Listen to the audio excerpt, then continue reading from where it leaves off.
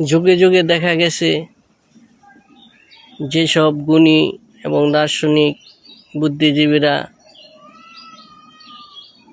সমাজের জন্য চিন্তা করছে 50-100 বছরের আগের কথা যে কি হবে, কিন্তু তাদেরই ওই সমাজ ব্যবস্থার কিছু লোক না বুঝে আঘাত প্রতিঘাত এবং বিভিন্ন ধরনের শাস্তি প্রদান করত। কিন্তু আজ তারাই বিশ্বের স্বীকৃত লোক, যেমন Socrates, Pluto, Darwin, Einstein, Newton.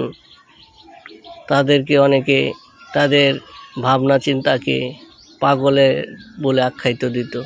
এখনও সমাজে তাই, নতুন ভাবনা চিন্তা করলে তাদের বলা হয় পাগল। তাই এ বিষয়ে না বুঝে অনেকে খারাপ মন্তব্য করে, এ থেকে সচেতন হওয়া উচিত।